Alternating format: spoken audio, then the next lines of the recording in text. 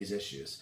Now, we have people that are independents, were formerly Democrats, or at least registered as Democrats to vote in primaries. And there is, in my view, a significant amount of propaganda from both parties to tell people that voting doesn't matter. Now, as I understand, if you want to change things, voting itself is not the only key to that change.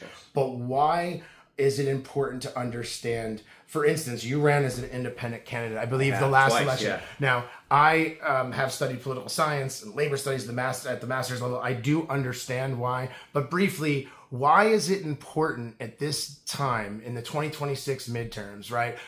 Meaning nationally, but also local elections, to be strategic with your vote. And if the best candidate happens to be a Democrat, why should you register? Keeping in mind that the next day, or the same day if you want, you could register as an independent, a Green Party, a socialist, a Republican, or anything else. Why should people understand that just because you registered as a Democrat to vote in one or two primaries does not mean you are you agree with the leadership of the Democratic Party? Yeah, great question, because I know a lot of people get wrapped up in these labels and sort of like the national debate over the two-party system. Listen, the two-party system sucks. The only thing worse than that is the one-party system, and that's what we have in New Brunswick.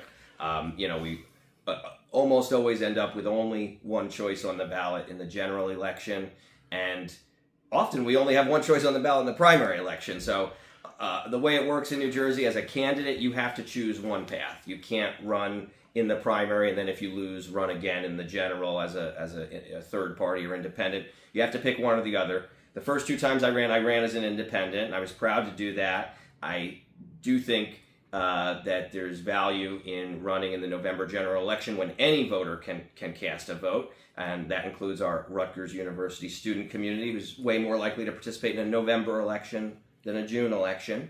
But in this moment, where we, after many years of advocacy, finally have defeated this corrupt county line ballot design system, and now we have a much more fair ballot in the primary than we do in the general.